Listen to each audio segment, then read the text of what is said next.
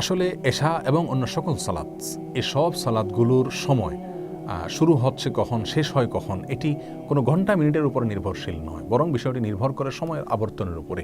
হয়তো ঘন্টা মিনিট দ্বারা সেটাকে নিরূপণ করা যায়, এক এক ঋতুতে সেটা এক এক রকম যেহেতু হয়ে যায়, অতএব ঘন্টা আর মিনিট দিয়ে সেটাকে নির্দিষ্ট করে বলা কঠিন।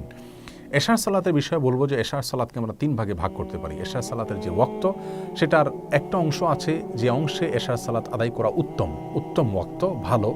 আরেকটা হলো জায়েজ, অর্থাৎ যে ওয়াক্তের ভিতরে, যে সময়ের ভিতরে এশার সালাত আদায় করলে জায়েজ হবে, উত্তম না হলেও। আরেকটা হলো অনুত্তম সময়, মাকরুহ ওয়াক্ত বলতে পারি, সেটা হলো যে সময়ের ভেতরে এশার সালাত পড়া উচিত নয়, বিশেষ কোনো ওজর ছাড়া সে সময় পর্যন্ত এশাকে বিলম্ব করা উচিত নয়। তাহলে 3টি ওয়াক্ত আমরা পেলাম। রাতের 1/3 পর্যন্ত বিলম্ব করে, অর্থাৎ সূর্য যখন ডুবে অস্তমিত হয় তখন থেকে নিয়ে শোভে সাদিক অর্থাৎ ফজর ওয়াক্ত যখন শুরু হয় এই পর্যন্ত যত ঘন্টা যত মিনিট হয় সেটাকে ভাগ করে তার 1/3, প্রথম যে 1/3, 3 ভাগের প্রথম ভাগ, এর শেষের দিকে এসে এশার সালাত আদায় করা উত্তম। রাসূল আকরাম সাল্লাল্লাহু আলাইহি ওয়াসাল্লাম বলেছেন বিভিন্ন হাদিসে, আমি যদি আমার উম্মতের জন্য কষ্টকর মনে না করতাম তাহলে তাদেরকে এশার সালাতকে একটু দেরিতে পড়ার নির্দেশ করতাম, এবং তিনি প্রায় সময় এশার সালাত কীভাবে দেরিতে আদায় করতেন। অতএব যদি কারোর যদি কষ্টকর না হয় তাহলে তার জন্য এশার সালাতকে একটু বিলম্ব করে পড়া উচিত। আমাদের সমাজ থেকে এই আমলটি প্রায় বিদায় হয়ে গেছে। আমরা এশার সালাতকে 9টা, 9:15, 9:30, অর্থাৎ যে সময়টাতে 1/3 হয়, এক এক ঋতুতে এক এক রকম হতে পারে, আনুমানিক 9টা, 9:30 এই টাইম পর্যন্ত নিয়ে আমরা এশার সালাতকে সাধারণত আদায় করি না। আর এই 1/3 পর্যন্ত দেরি করে যদি আমরা এশার সালাত আদায় করতাম তাহলে সেক্ষেত্রে এশার পরে আর খাওয়া দাওয়ার প্রয়োজন হতো না, আড্ডাবাজি করার প্রয়োজন হতো না, গালগল্প করার যে সমস্যা আমরা দেখি আজকে সেটা থাকতো না। ফলে ভোর রাতে উঠা এবং ফজর সালাত জামাতের সাথে আদায় করা সহজ হতো।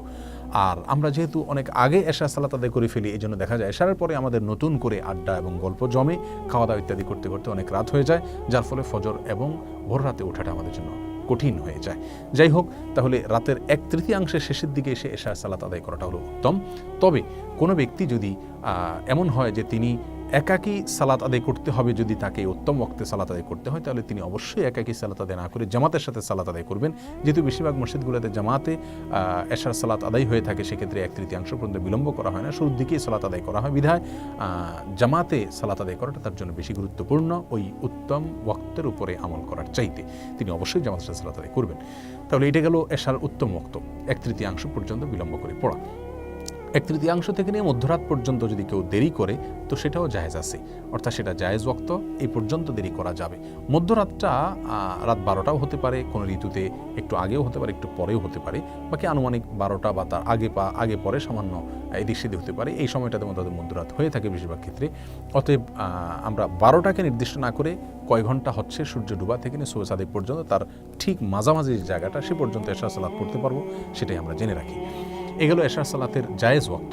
আর অনুত্তম ওয়াক্ত বা মাকরু ওয়াক্ত বলতে পারি যেটা, সেটা হলো মধ্যরাত থেকে নিয়ে দেরি করে আপনি শোভে সাদিকের আগ পর্যন্ত যদি পড়েন তাহলে সেটা হবে অনুত্তম ওয়াক্ত এবং মাকরু ওয়াক্ত। যদি কোনো ব্যক্তি বিশেষ কোনো ওজরের কারণে, বিশেষ কোনো সমস্যায় পড়ে গিয়ে যদি মধ্যরাতের পরে পড়েন তাহলে ইনশাল্লাহ তিনি ভৎসনার উপযোগী হবেন না, বরং তার সালাত সঠিকভাবে হয়ে যাবে এবং তিনি অনুত্তম করছেন সেটা বলা যাবে না, কারণ তিনি ওজরের শিকার হয়েছেন বা কোনো সমস্যার শিকার হয়েছেন, অতএব তার জন্য জায়েজ আছে। কিন্তু যদি কোনো ওজর ছাড়া অলসতা করে বিলম্ব করেন এবং সেটা বিলম্ব করতে করতে মধ্যরাতের পরে চলে যায়, শোভে সাদিকের আগ পর্যন্ত এই সময়ের ভিতরে শেষ 1/3 ভিতরে যদি তিনি করেন তাহলে সেক্ষেত্রে অনুত্তম হবে, মাকরু হবে, তবে এক্ষেত্রে তার সালাত ইনশাল্লাহ আদায় হয়ে যাবে। তাহলে এশার সালাত মূলত একেবারে মাগরিবের ওয়াক্ত যখন শেষ হয় তখন থেকে নিয়ে শুরু করে ফজরের ওয়াক্ত যখন শুরু হয় তার আগ পর্যন্ত পুরোটাই এশার ওয়াক্ত। তবে প্রথম 3 ভাগের প্রথম ভাগে করা উত্তম, আর মধ্যভাগ পর্যন্ত করা জায়েজ, আর তারপরে করা হলো অনুত্তম। অবশ্য নিরুপায় ব্যক্তি হলে তার জন্য শেষ ভাগেও করা জায়েজ আছে। আল্লাহ সুবহানাহু ওয়া তাআলা আমাদের সকলকে প্রত্যেকটি ইবাদতকে সঠিকভাবে যথাযথ উপায়ে সুন্দরভাবে পালন করার তৌফিক দান করুন।